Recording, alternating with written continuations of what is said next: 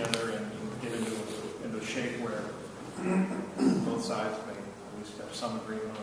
Thank you for that question. It was very, very difficult to manage the process. The Speaker of the House, we sat down and talked about the guidelines and the process that he wanted me to follow, and that's what I have been doing throughout this process to allow Representative Grossman and Henne to meet with their business coalition, independent of me as the chairman getting involved and then meeting with the municipalities and the Ohio Municipal League and all the municipalities. Everybody was involved in the process. Spent countless hours working together with me and even skipping lunch, because apparently we worked through lunch and they had to tell me that, to come up with this bill. When you have 644 different cities treating an aspect differently to try to get them all together to come to a compromise, it was a huge lift. As I said, this is the most significant tax reform we've done in this city, because what we had to go through in this process is not only deal with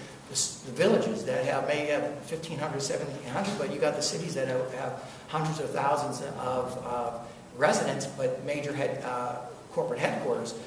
We had cities that were bedroom communities versus business-related communities, and then we also had to look at the small business owners and working with the business coalition to deal with those individuals that are small business that have 1 or 2 employees versus major corporations, to try to encapsulate all that into a sub-bill. I think we've achieved that. We've got input from major corporations, from all the cities, and I think that we have a bill that we all can say at the end of the day we worked hard on, and this is something that we can move forward on and benefit Ohio businesses and Ohio taxpayers.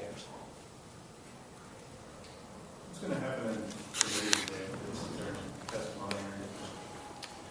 Today in committee, my plans is to have the sub-bill introduced, to explain and go over the sub-bill so the committee members understand what we are making changes on, and then I would imagine that because the Democrats have not seen the sub-bill or have not seen the changes, we would, if they ask for it, we'd probably recess so they have an opportunity to look at the language, look at the bill before we actually adopt the sub-bill. But we will not have any other testimony, and I will schedule testimony in the future to allow both sides, all the taxpayers, to have an opportunity to read the bill, understand the language, and then go through the committee process.